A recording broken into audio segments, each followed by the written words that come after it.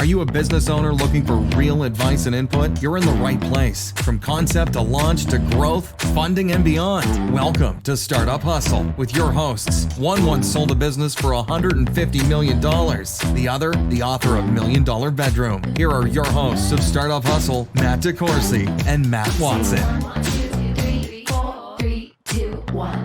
'Cause no one can do it like we do it, like we do it, like we do it. And we're back. Another episode of Startup Hustle. Matt DeCoursey here with Matt Watson. Hi, Matt. What's going on, man? I'm all jacked up today. Oh, wow. I'm going to tell everyone why in a minute, but, well, why are you jacked up, Matt? Actually, I better drink some decaf so I don't get all Yeah, I was jacked going to up. say, what's going on here? What's going on here? Now, before I introduce today's guest and our topic for the day, I want to let you know that today's episode of Startup Hustle is brought to you by Fullscale.io. Help you build a software development team quickly and affordably. Get your software team all And jacked up. we're going to co-sponsor today from Thou Mayest Coffee. They did bring us coffee. Available. You go to thoumayest.com, and it just happens to be that our co-sponsor of today's episode, which was paid for with beans, literal magic beans, and whatever this is in this plastic cup that you delivered. Bo Nelson, the owner, founder, CEO, barista, and possibly dishwasher Extraordinary. at Thou Mayest. Bo, what's up? Mostly the dishwasher. Yeah. Yeah, I'm the janitor. I've seen you doing that, Yeah. so that's why It's the glory of being a founder is you got to do all the shit nobody else wants to do. Oh God, I tell me. About love it though. That's my happy spot is when we're so busy that I have to get called in to do dishes. I'm Good like, problems. oh, Those are good. bummer. Those are Yeah. good problems. Yeah. Yeah. And by the way, we jump right into maybe a little bit of advice from people that have built businesses. That makes big deposits with your crew.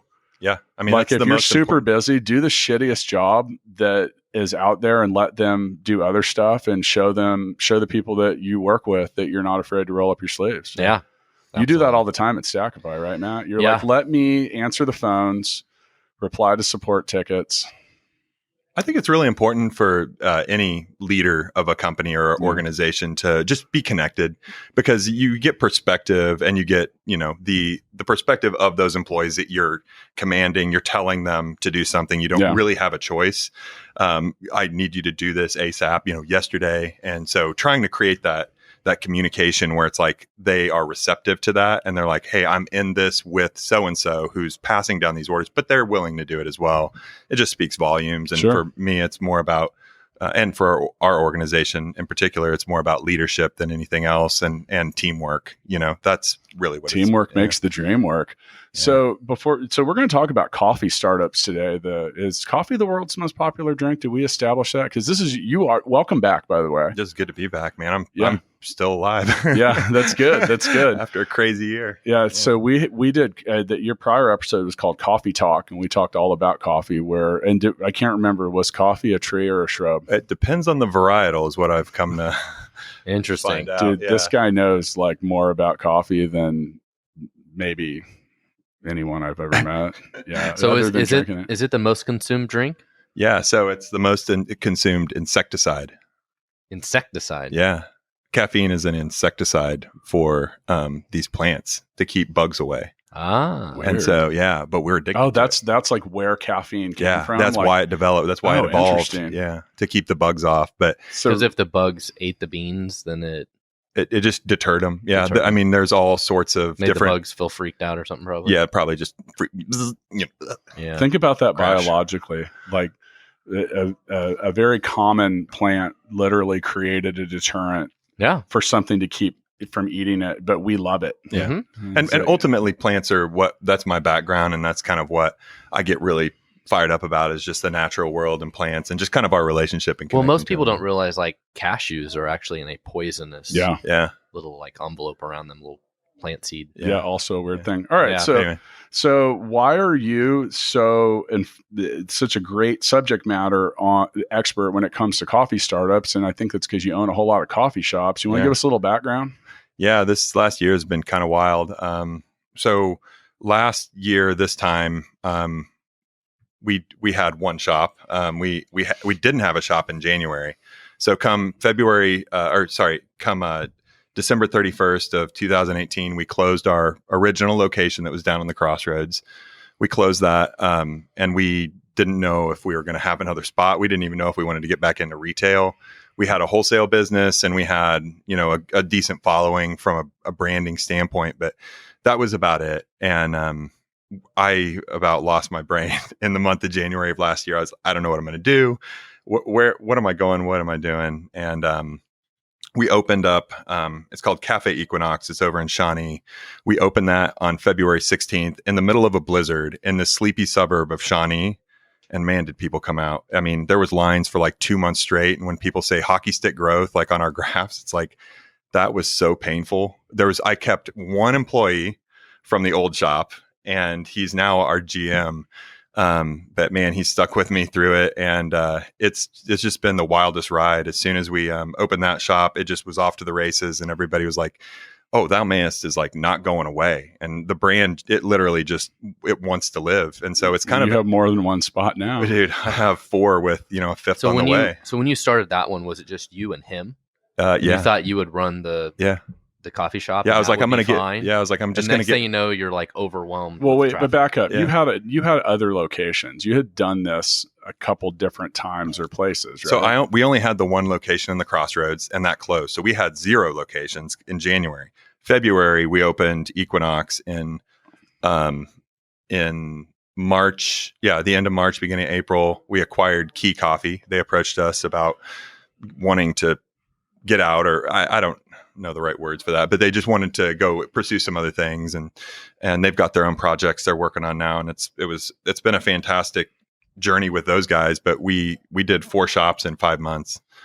So we acquired the 2 Key Coffee shops in the Nelson Atkins and in the River Market. Huh. And then we started the Crossroads a block away from our old shop. And it's in kind of a co-working maker space. Yeah. And then we've got the building next door with parking as well, another 3,000 square feet with like another 3,000 square foot of parking. And we're coming back with a pretty...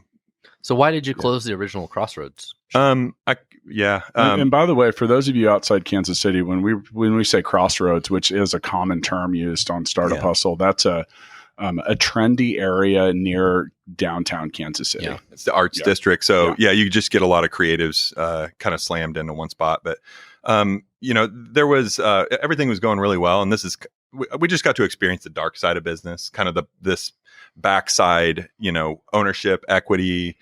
It was we basically just it got into a dispute, and so we ended up parting ways with. When you say we, is that you and former founders or partners? Yeah. Okay. So there was 4 of us, and now there's only 2 of us. Okay. So we parted ways with a few people. It just got messy, but we're not really.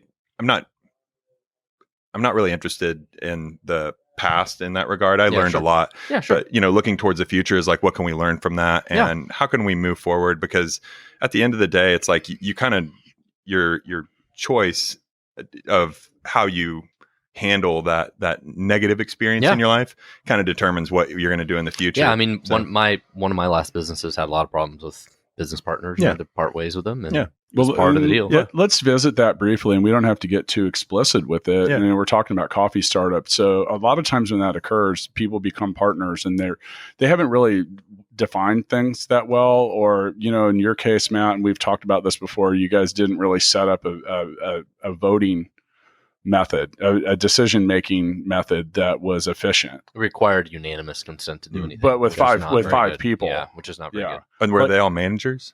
Managing members? Only 3 of them did not work in the business. So which can also make that even harder. Yeah. There's no, and that's the perspective thing that I was saying earlier, like with the ownership. And that's why I see it as so important now, that ownership and that people who are involved they're truly involved, because it's so easy to get a perspective of like, working for these shareholders or working for these, the investor, where it's like, hey, you need to be doing this. I need you, and so it kind of, the finger comes out. It's like, you need to listen to me. And it's like, but you're trying to get up into the driver's seat, and you're not a manager. Like, you're not running the daily operations. Yep. So that's where I can see frustration. Yeah, the frustration of just the people who are operating versus the people who are telling you what to do. And that's back to my point, though, of establishing, when we say guidelines, there's sayings like good fences make good neighbors or whatever. But I state pretty clearly in $1 Million Bedroom that it's easier to get rid of your wife than it is to get rid of your business partners. Yeah. So, Probably more expensive. Well, it can be, Yeah. but There's a lot of ego. But the point is you got to, you don't get married the same day you meet her. Yeah. And the same should go with having business partners. Like, take your time and drag your feet if you need to, and make sure that, that's why it's kind of important to not go fast, because someone that seems like a great business partner on day one, by the seventh day, you might be like, man, this ain't for me. I tell everybody, like, give it a 30, 60 or 90 day probationary period, like a trial period, just to make sure it works for both parties. We do that with our employees too, because I don't view them as an expense. Like, this is an investment. You're you're partnering with us. So. Okay. So you had retail, and you had a fairly robust, we'll say, wholesale business. Yeah. It's still going. I've seen a lot of Thou Mayest stuff. Like when I was out at Pro Athlete, and that was a while ago, they have like a whole coffee bar there that's branded up with Thou Mayest. Yeah. So they've been awesome to work with. Yeah. So, all right. So you go for the reboot at this point. And was the one thing that you learned, like in regards to coffee startups, was to define the ownership principles a little better? Definitely everybody's roles and responsibilities. Like our policy tightened up. Like it got to where. What's an example of policy tightening up for a coffee shop? Yeah, sure. So making sure that we have very strict job descriptions, and these are our expectations that we have for you when you come on here. For what I expect is like kind of bare minimum, and our bare minimums are pretty high, or it likes to think they are, but when it comes to policies, like how many strikes do you get? Is this a 3 strike? Is it 1 verbal and 2 writtens? Is it going to be? How do we want to keep people accountable? Sure. And so sometimes, in a more artistic community, and this kind of goes into, I think, what your original question was, but, I'm the, what's the book? The E-Myth, learning this past year that just because you can do something doesn't mean necessarily you should. Just because you're a surgeon doesn't mean you should own the hospital and be the administrator for a hospital. So I think that's good. That's good. Yeah, absolutely. And the E-Myth goes into that, is like just the specialization, just those lanes, and making sure that those lanes are very clearly defined, that there's, a high emotional intelligence of like coming to the table. We're going to practice conflict resolution, and that is a skill set. And we need to practice that. That's a muscle that we have to get used to. So, being able to approach conflict, hey, I noticed, I saw you doing this, or I saw you talk to a customer like this. Somebody came in and you made coffee seem really unapproachable because you just said single origin, and they look like deer in the headlights because they didn't know what you were talking about. I used to train salespeople, and sometimes they'd just be talking over the buyer's head, is what we'd say. And I managed a chain of musical instrument stores, and these guys and gals that worked at the store some of them were like real damn near professional musicians full time. And a mom would come in looking for a guitar for a third grader, and they'd be like, blah, blah, blah, blah, blah. And I'm like, that lady had nothing. No. You blew her out of the store because she just wanted something for her kid to be able to take music lessons on. And you're talking about the tremolo and all this crazy stuff, and the headstocks made of Coca-Cola wood, and she's like, yeah, well, cool, can it be good for lessons? Now I want to practice conflict resolution right now. Matt, yesterday you were calling me fat on the podcast, and you dedicated the song "Fat" by Weird Al to me during the mixtape. I did, lovingly. Is that I was how you being do flippant. it? Can you just unpack what you really meant? Like, what did you I think really he meant feel? I think he really meant that I was you, fat, and that he felt that I was fat. So then I have to respect your opinion there, right? Yes. I think what he was saying, meet me at the gym at 6 a.m. Is that where you're going with it? You said I had a dad bod the day before, so. Ooh. Well, yeah. This is getting juicy. Yeah. Well, we got to figure it out. But do we have a policy for this? I'm trying to establish one here. Bo said that we need to practice. Is this a verbal warning? Skill. It's a strike. It's actually to keep myself in check, because I just see the ownership as like, it can run away, know, and it can get, the ego is a powerful thing. And like, I want to create an organization that tries to recognize, and this is kind of the philosophy that we have: don't hold it so tightly that you crush it. Don't take yourself too seriously.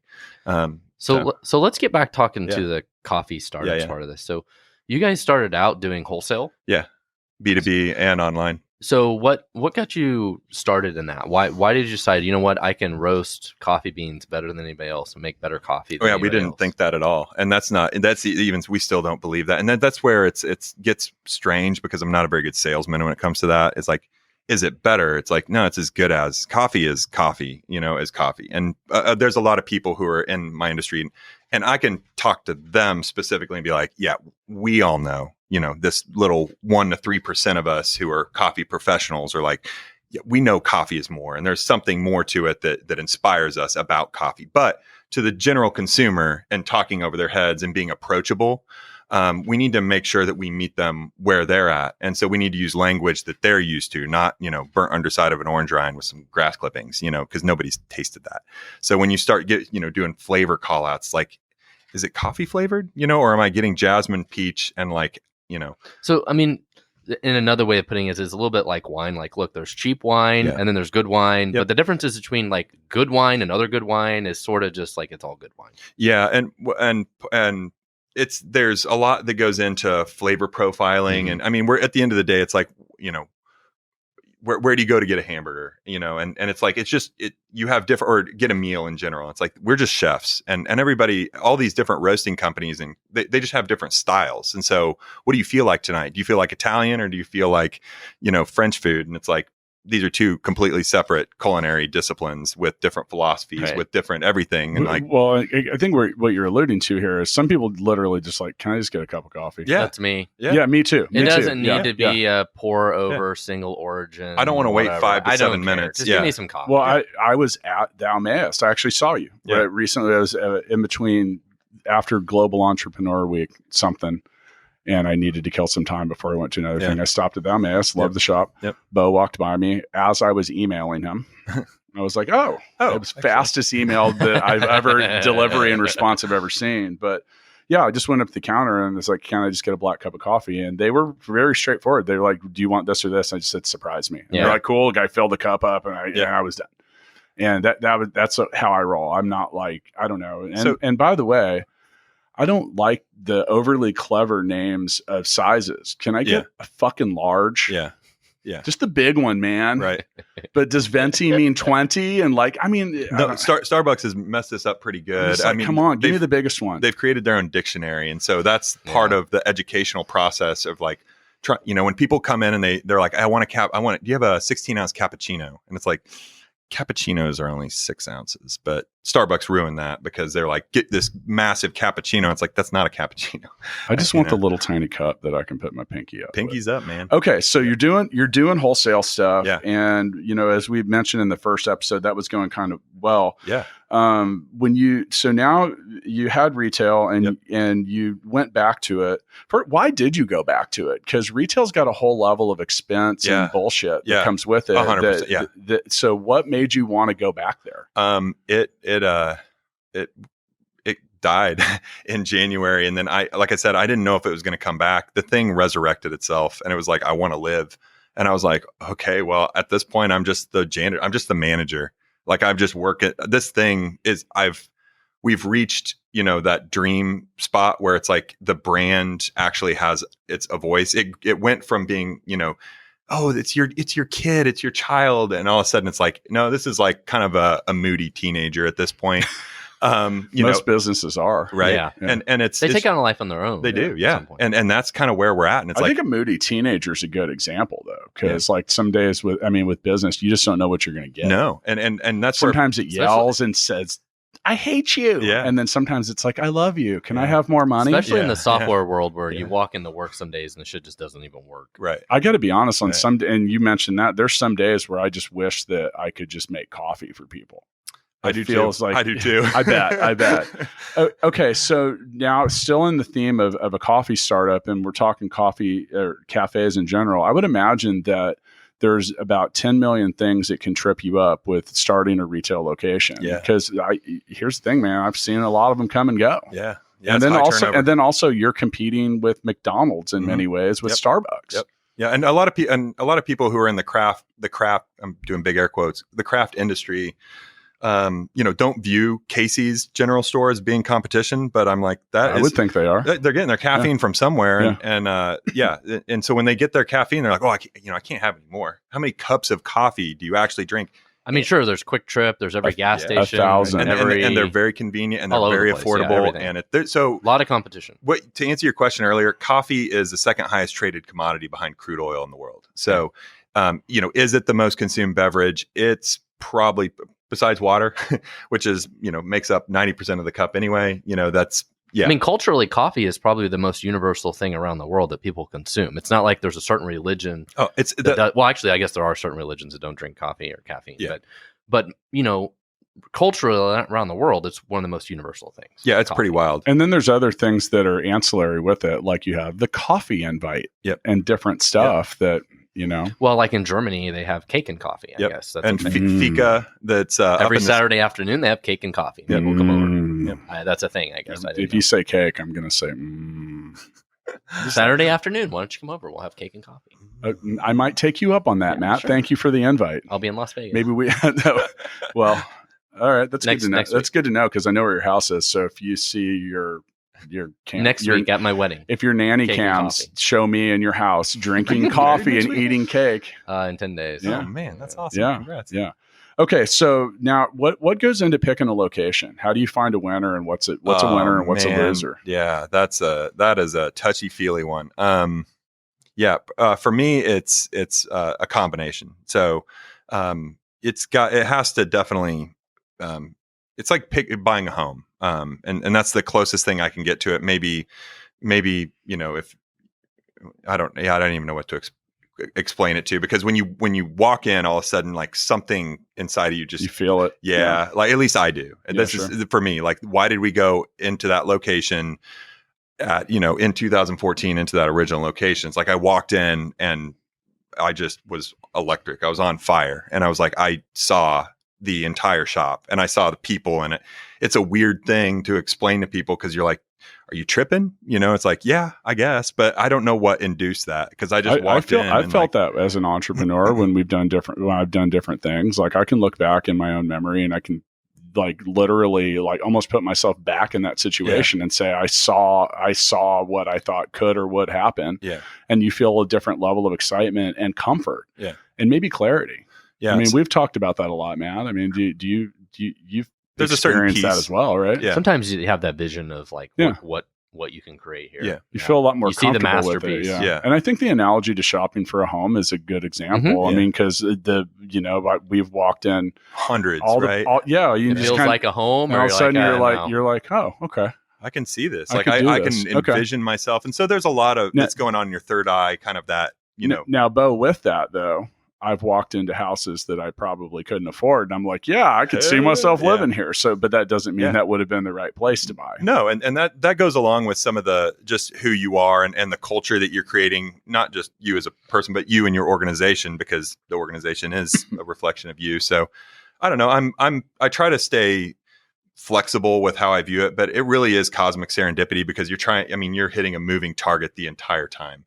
Whether that's a negotiation on a lease, whether that is, do I want to own the building or do I want to rent from it? Like, what should my, what do my sales need to be, in regards to the rent? That's what we look at quite a bit, are those numbers, like our sales relationship to what our rent relationships are. So for us, that's kind of what we look at that to say, are we hitting a certain percentage? And again, like, we're not just sitting here looking at the numbers. They're helping. I mean, because most of the time when you're looking at numbers, it's historical anyway. It already happened. What can we learn from that now to go forward? And so we don't dwell on the numbers, and we're not numbers driven. We're people driven. But at the end of the day, like, when you're looking at those numbers, they have to work, and your projections on those are really important. And so a pro forma going into a retail shop is something that I push anybody who comes to me like, I want to start my own coffee shop. I'm like, do a pro forma. And they're like, what the heck is that? And I'm like, let me hold your hand. And you like, got walk a lot you to learn before you start writing checks. If you're asking what's a pro forma? Yeah. And but I did the same thing. I didn't know what a pro forma was when I. Well, but I would imagine with a coffee shop, the rent can get pretty steep because you want to be in a place where people high traffic, at, which means that's going to be expensive. Gonna be hot, So is the rent typically other than labor, is that the next biggest cost? Well, that you're gonna find? So in Kansas City, this is what you'll see. You'll see a lot because everybody drives around here. You'll see coffee out on the fringe areas because they create destinations because they can't afford to be in those high trafficked areas, because the high trafficked areas don't have the density yet. They will eventually, once we build more density and we start moving back into the city and we start actually redesigning the city for people instead of for cars, because we designed the city completely for cars, and then we spliced it up with our highways, and it's just completely been dominated by they want to be in spaces where they can have a drive through and stuff like that. Yes, then, right? and convenience. Otherwise, and you got to be quickness. downtown across the street from a big condo or something. Yeah, or like have thousands of people, because even when a lot of the developers come and they say, "Oh, there's going to be hundreds of people living on top of you," and it's like that doesn't necessarily mean they're going to be buying coffee. Right. Or drinking my product. Right. And that's where a lot of these operators start seeing stars in their eyes, and they're like, oh, I'm going to go in and do this because all these developers are promising me everything. I'm like, they're not actually promising you. You make sure and get that in writing, get that in a contract, like make sure that you do it properly. You won't get that. No. And that's where it's like, I need a guarantee of this many sales. And so being able to know where to push back and how to do that gracefully and not come across as just a jerk.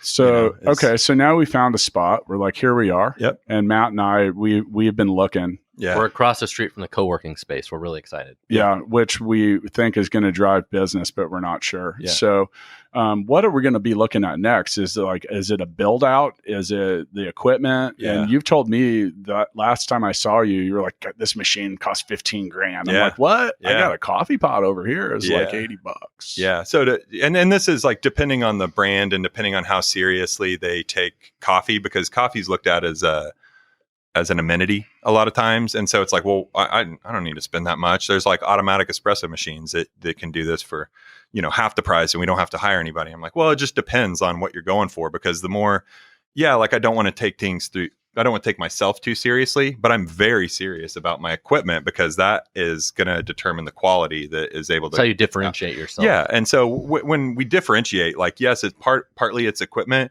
partly it's also the training, because, there's a lot of companies that end up buying top of the line equipment. That's like getting a Ferrari for a 16-year-old and saying, like, here's the keys, like, figure it out. And you don't know how to drive this thing. You don't know the first thing about like how to handle this much power, and this much control. Sure. You can have this much control. So opportunity in terms of expressing the product then comes back on my shoulders for training.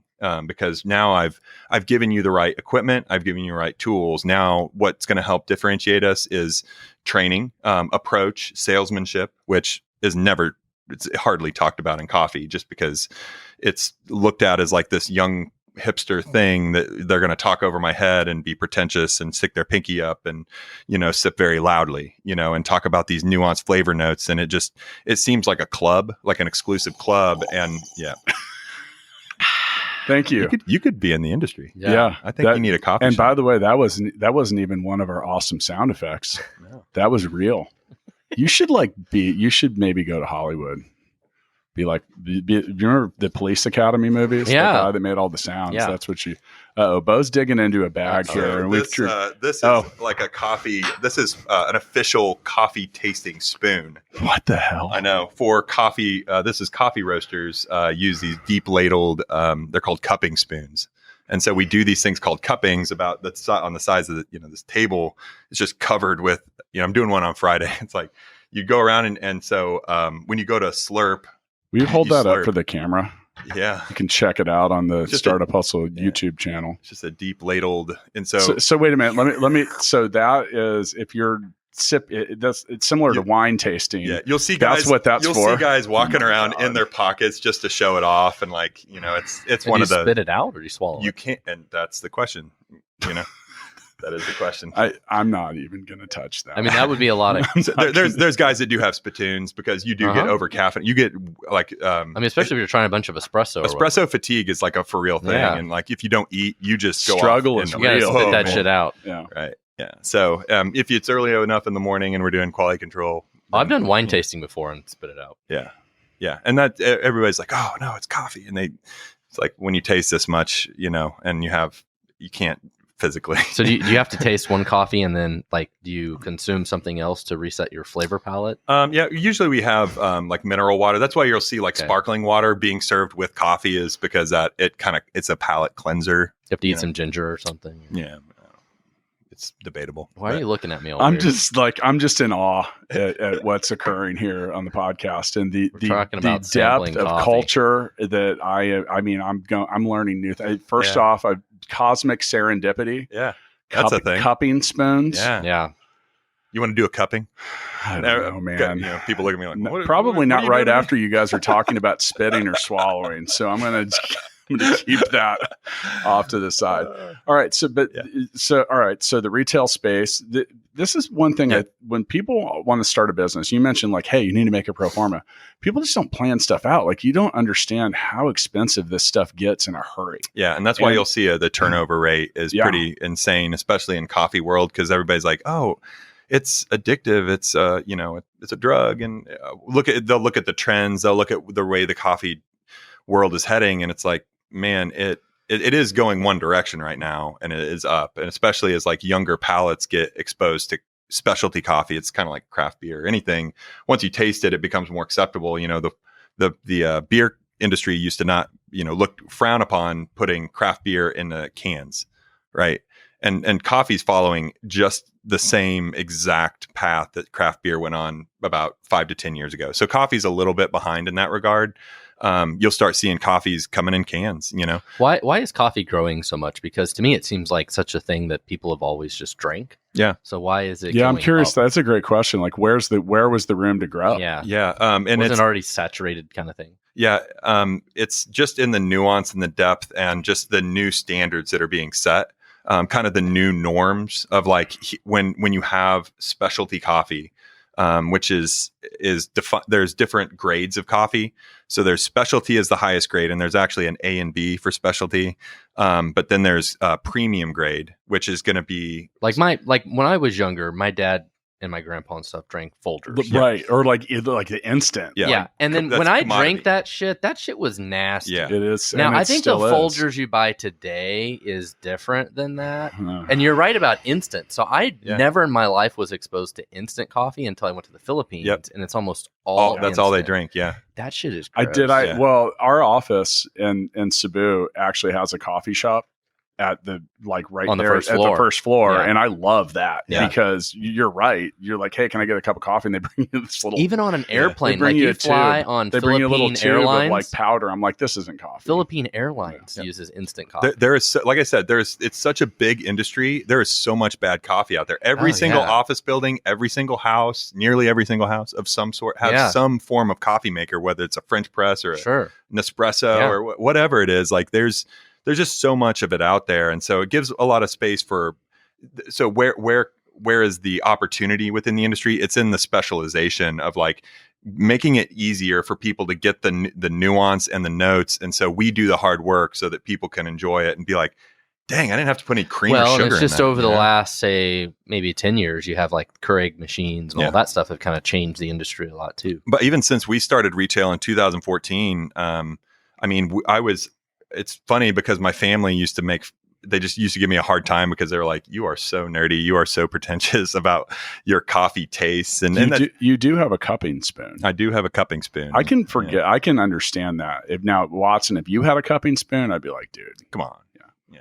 No. And that's where, I try to speak normal person language when it's around coffee because, nobody wants to be told that they're doing it wrong. But the reality is like, they've been doing it wrong. Whether it's their ratio of like water to coffee or whether it's their, the grind size or whether it's, oh, I heard that the lighter the roast, the more caffeine is in the coffee. That's not true. I used to say that, I've been, the industry is still so young and, just now, beer is really starting to dive into coffee. And that's where I'm like, beer is usually the forerunner. And then other industries are coming behind it who haven't even begun to explore coffee as like an ingredient for something more. You're seeing it in skincare massively right now. People are using it as body scrubs, and you can actually ingest caffeine through your skin.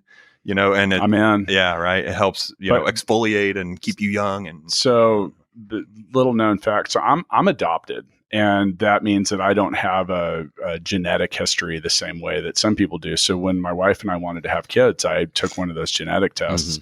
And one of the things it told me on there, it was like, you are double the resistance to caffeine than the normal human. And I was like, wow, that makes a lot of sense. Because I don't get super geeked out when I drink coffee. But you talk about like the ingestion of it. And so, you're mentioning earlier, hey, I like decaf. It makes me sleepy.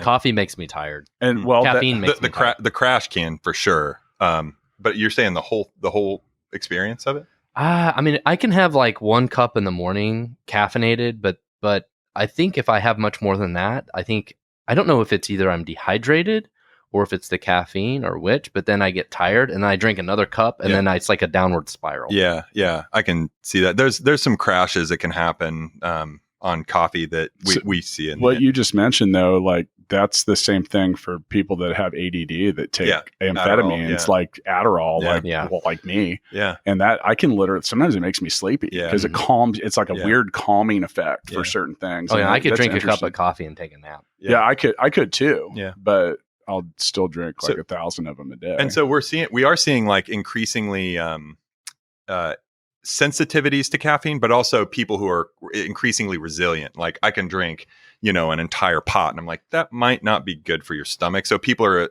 Figured it was just a lifetime of building up a resistance. Yeah, right. Kind of like in The Princess Bride, that guy that like built himself up to the poison. Yeah. And then he like has everyone take it and they die, and he's like, yes, but I'm immune. I've spent a lifetime building up this resistance. Yeah. Okay, so now what's the biggest pitfall you can look at when building? Okay, we're about to open this spot. Yeah. Is it overspending on equipment? Is it overspending on the build out? Like, where's the biggest pitfall? There's a couple different ones, but the thing that's going to kill you and kill any retail, especially in the hospitality, food and beverage, is going to be labor, waste, and your lease and your rent. Those 3 things are going to just tank. And those are the 3 things. You can negotiate the lease, but once you sign that thing, you don't really have a whole lot of choices. That's just going to be fixed. So you better start design. You better get your fixed costs over in a little pool of things that we can't change, and then look at all the things that you can change, like labor. Getting the owner on the floor, like making sure that you're involved. Like that's a good way to save. Start auditing like all of your systems and processes, writing it down, getting it in a policy so that when you do have employees, you can hold them accountable and they have expectations coming in. These are not things that most people get into coffee for. And so we've had to make ourselves do this and have the discipline to like, hey, we got to sit down and write policy this weekend, all weekend long. We're just going to lock ourselves in a room and write policy. Because that's what we're doing this weekend, Matt. Cancel your trip to Vegas. Oh, fuck that. Let's go write policy in Vegas. No. Yeah. Why? No.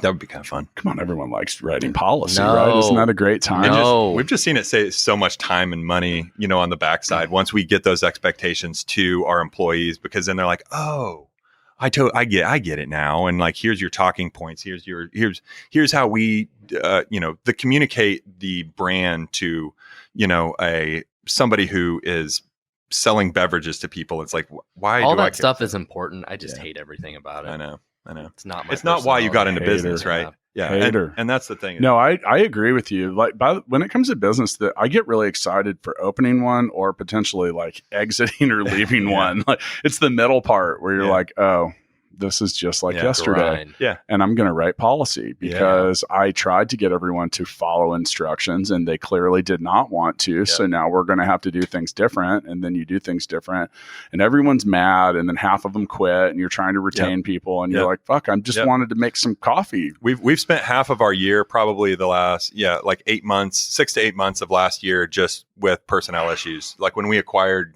Key Coffee or Quay Coffee, and we got all these employees, and in hindsight, like I've never done an acquisition. I'm not a shark. I don't know how this, I'm learning as I go here. And that's the point of I see as business is like being able to continue to learn and continue to be able to grow and provide a product, service, and environment for people to come and relax and feel safe and enjoy themselves and connect with others. And these are the things I get up for. I don't get up to write policy or like keep employees accountable or that it's Wait a cool minute. when You're they do. saying that with the business comes responsibility. Yeah, and that's actually it's just Yeah. So People try to run away from it and I just run to it. And I'm like, I just want to get like, come on, let's go. You know what I'd let's like look you at to it. run to right now, Bo, and you as well, Mr. Watson, is playing mixtape.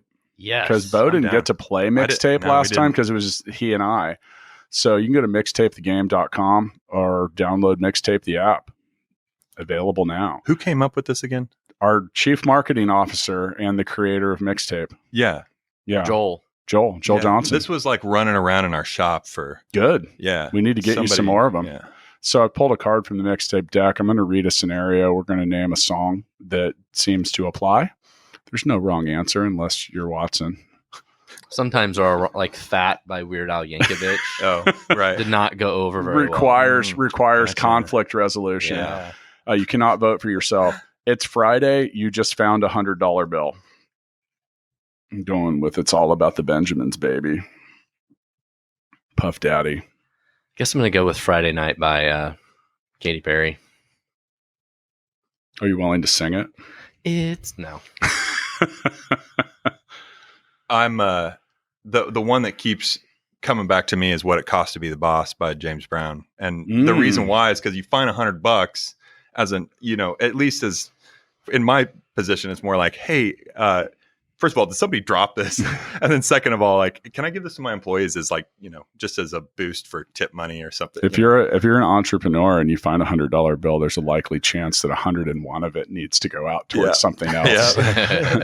Okay, so we have The Cost to Be the Boss, Yeah. a Katy Perry song, which will never get my vote, so I'm voting for Okay. Bo.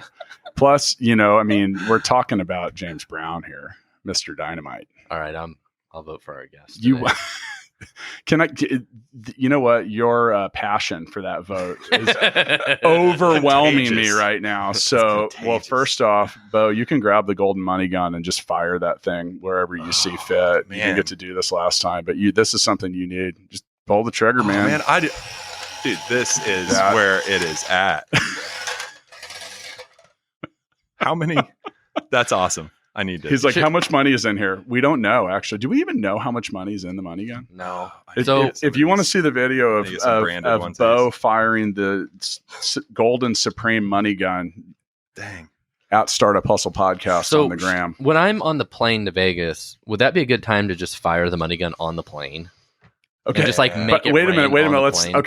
okay. First off, you said you want to take the money guns to Vegas. Bad idea, bro. You're not flying private. I take it.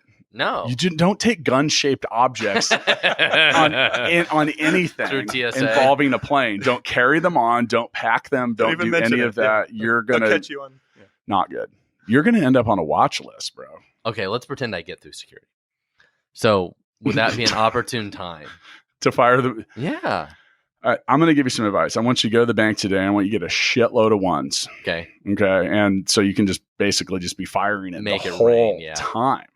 That would The that would be a entire time. it would be fun to Do you do want to that. borrow my casino shirt? So My like my when rayon Spider-Man my wants- rayon Supreme Yeah. casino shirt that Jill won't let me wear because it's so fucking ugly. And like when Spider-Man wants a photo on the side of the street, Yes. and then I just spray him with Yeah, he wants a tip, and you're just like, Yeah. yeah. This is a good. You guys should pitch this to Southwest for their marketing. It's like if you just show up on and randomly guys are running With through, gun-shaped firing, objects. Yeah. Yeah. There's so many flaws with this plan, but Yeah. I'm gonna, dude. All right, here we go. You got to overnight the money guns to the Urban Necessities See? shop. in Where there's a Vegas, will, there's and a then do way. a pickup. There's a will. There's a way. You do a pickup, or just go. Maybe they have one in stock. Yeah, they might. It's probably $400 It's worth it. and not loaded with It's any money. worth it. You're gonna, dude. All right. I think we should also talk about taking all these ones and like winner, chicken dinner. Are you gonna double down? Nah, Because I'm not that'll. gambling. Why? That'll I'm an be- entrepreneur. I don't need to gamble. That's where I'm at too. Dude, I'm I like, used to I'm tell already- people that all the time when I was a ticket broker. People, for some reason, they thought I would like gambling. I'd be like, "No, man, I feel like I do that every day. Yeah. I don't really get a big thrill from that. Yeah. But when I go to Vegas or do something, I'll play. All right, let's put it all on black, and then red, and then black, red, and what'll that come up to? We'll probably have like $1 million at that point, right? I don't know. We'll see. All right. I do like the idea of shooting the annoying photo like the Spider-Man guy. You're like, dude, you're like, how are you do not even look like, well, how about Batman that came to my kid's birthday party? Yes. Oh, dude, if I had a money gun then I would have shot that guy. Right out the door. Funny story. So I'll show you pictures at some point. My wife hired a Batman character for my kids, like dual From party. Craigslist. Dude, this guy was so fucking terrible. Like he was there and we had basically paid for the dude for like an hour. He showed up as so bad. His ears were bent. Man. It was just terrible. The worst costume And ever. we literally had to like make it funny. So we all took pictures with the guy because it was so freaking terrible. awkward. And then after like 20 minutes, we were like, yeah, you can go ahead and go. And he's like, I'm going to need to charge my phone to call my ride. He like, we had to like sit there and like plug in his phone and wait. It was At that terrible. point, it's funny. Oh, dude, it was totally yeah, funny. it was Unless epic. you're my wife. He did one weird dance with the kids. And I'm like, you were dude, like, you're okay, terrible. Yeah, You're terrible. You're getting worse by the second. You are And terrible, this man. is just a spiral. Yeah, This is not it's good. Not going in a good And, direction. and I thought, the one red flag that came with that was him requiring to be paid before he came in. Because I have a feeling that he learned pretty quickly that people were like, dude, no. I'm not paying you for this, but trying to get the money back. I could have got money back from Batman on that one. Oh, It man. was pretty bad. Okay, so congratulations on your mixtape win. Oh, There is a thanks, giant yeah. pile of cash in Oh, front man. of you. Now, if you want to buy coffee from Thou Mayest, you can go to Thou Mayest. It's THOUMAYEST. I have purchased coffee for the office from there. You guys have, you can buy that anywhere. Well, here's the cool thing that we're starting to do, and this goes with the accessibility part of what we're up to, and just kind of our philosophy in business, where we like to move some volume. It's just, I don't know, for me, that it's just getting the taste of coffee into people's mouths. It's really about flavor profiling, and it's about getting people used to these nuanced flavors or whatever, and keeping it at an affordable rate where it's like, I want specialty coffee, but I don't want to spend $4. Yeah. So it's like, hey, you can come in, get this coffee for $2. It's $2 drip. But on the wholesale side, it's like getting beans to people. Like we're doing a 5-pound bag. You can go on the website and order a 5-pound bag for $50, shipped anywhere in the United States. That is, What was this you brought? that was cold brew. That's our smooth operator made into a cold brew. So 1 pound. I'm of coffee to 1 officially gallon of endorsing water. Smooth Operator. Yeah, it's pretty. It's if you really dive into the flavor on that, it's like kind of nutty, and it's kind of chocolatey. It's Bo like a handed bigger- that to me. What'd you say? He's like, prepare for liftoff. Yeah, I'm like, I'm in, man. Am I going to It's, be geeked up like a liquid. spider monkey on Mountain Dew? He's like, yeah. I'm like, Yeah, it might be worse. Yeah, but it's liquid cocaine, but. Nothing wrong with that, I guess. Yeah. We're doing 5 pounds of coffee shipped anywhere for $50, and that's shipped anywhere in the US for $50, and that's like $10 a pound. That's like Starbucks pricing. And so, what I'm looking at the future of coffee, and it's like it's going to be accessibility is going to have to be the key. Why are more people drinking it? It's because we're making it more accessible. We're making it cheaper. We're making it. We're finding other more creative ways to meet the end consumer where they're at, rather than trying to like set this. Man, I think you were asking about where does the growth come from. I mean, I think that's actually maybe just answered because you have like a grind and brew pod or something like that. It's not just Folgers in a can or like the bag of pre-ground whatever. Yeah. People are paying for more premium coffee. When I was 14, I used to work at Hy-Vee grocery store, and it was like a novel concept at that point where you could actually grind the beans into the bag, and that was like, whoa, man, I can't believe you can do this, and we don't need the Folgers flavor crystals anymore. And that's a completely different business model. And so it's just kind of evolved, and it just keeps going deeper, and it keeps reaching younger and younger and younger. When I've got 16-year-olds coming to me to like, hey, I want to cup coffees with you. I'm like, sorry, what? I think to some degree you have to thank the Keurigs of the world for making such shitty ass coffee. Yeah. It is shitty. Because it's terrible. It is. It's like the Folgers of this generation. But, because they're, even like Starbucks and McDonald's are making it so like sugary and sweet, it's involving, 10-year-olds, 12-year-olds. Like by the time they're 16, 18, they've already got they've got a taste for coffee. It's just by the time they're 21, they're buying cupping spoons. Yeah. And it's all down.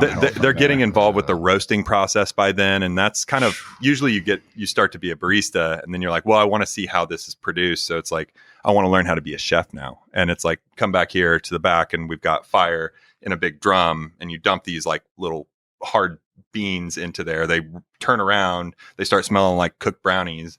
You know, yeah, Cake.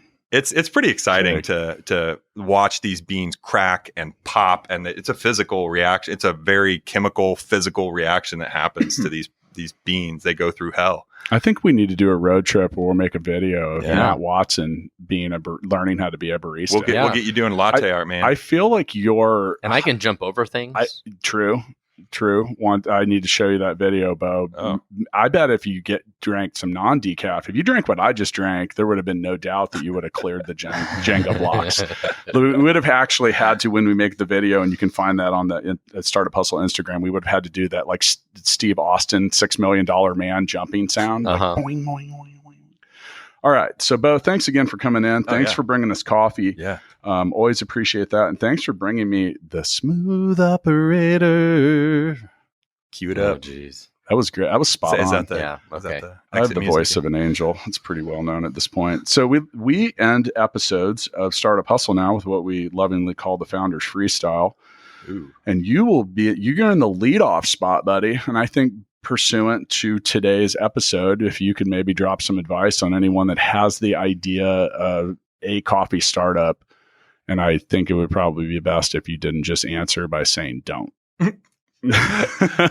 No, I mean, I encourage everybody, but I would say start with get a home roaster. There's some great resources for being able to get these home roasters, so you can start to really understand it yourself, the whole entire thing. And I think it's the people who they've got an unquenchable curiosity, for just not just business, because I'm interested in all of it. Am I good at it? That's another question. But I'm interested in the cooking process of I'm interested in the horticulture and the agronomy side of it. I'm interested in the socioeconomics and the geopolitics of moving product across the world. And I think that's what, I jokingly say it's I'm just over caffeinated, or probably mostly ADD about I just want to understand this world, and I want to know this world. And coffee, because it's so big, I just can't see the end of it. I can just pursue it forever. And because what I've learned is I got into it because of this love for this liquid, but there's so much more in there that can be impactful and influential. And, you just change and you morph and you learn, and all of a sudden your questions get reformed. And now it's just living those. And so finding a good, a plan that you can implement in your life to be able to live whatever that dream is, and however it changes, the flexibility for that. And so I tell people it's not the strong that eat the weak. It's just the most adaptable, the people who can adapt as quickly as possible. And Charles Darwin said that too. And it's just these businesses, these organizations that can be light and nimble and quick and be adaptable to the changing market, because it's happening so quick. When you start looking at vertical integration, and this isn't and when I say that, we don't need to go into it, but being able to own as much of that process as you can, so you can keep as much margin. It's just so slim with coffee. But you start looking at, hey, can you carbonate some teas? Hey, can you come up with other coffee products? Can you work with beer companies or with a liqueur company, or being able to sell that product other ways. And ultimately, it's just about the hustle, of being able to meet people where they're at and introduce them to a product that I think has a lot to offer. But it's for us, it's larger than that, because we've got communities, in these developing countries and our community here. And we're kind of in the middle of both of those worlds. I'm mostly focused right now on our community, and eventually I'll start connecting with these other communities as well, going to them saying, what can we do to help? Because there's so much that coffee is able to provide for people. We just need to think about more mature ways to structure it, because right now we're kind of setting ourselves up for a catastrophic failure in the future. So how are you going to follow that up, Watson? Yeah.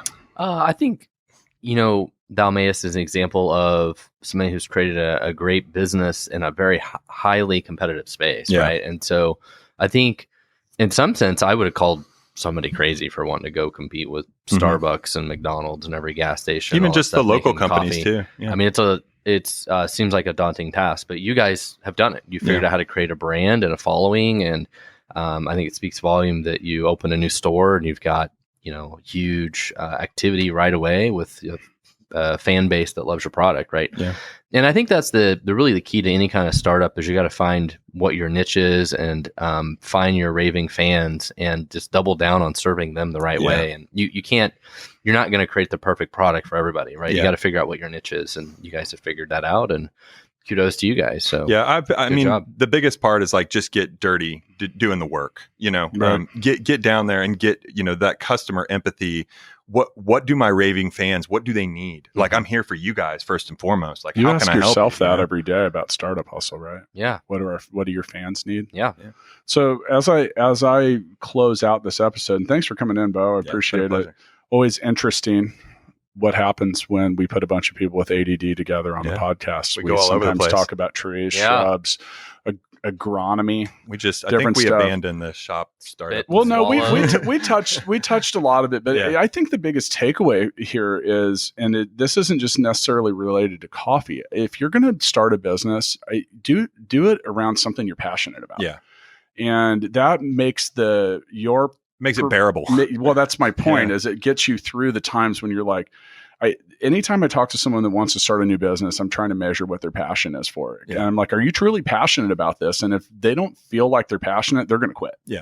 And that's the thing. And then I think that the obsession, like, okay, I'm obsessed with business, commerce, that kind of stuff, the same way that you are about coffee. And you say, I can't see the end of it.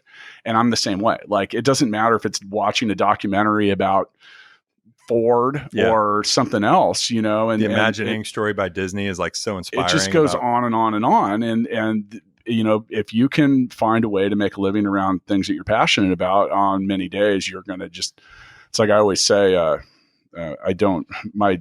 decided that my hobby was making money, and I haven't worked a single day since. Yeah. And that's true. So speaking of which, I'm going to get back to work, but I want to thank you all for tuning in, and go to thoumayest.com. Yeah. See you next time.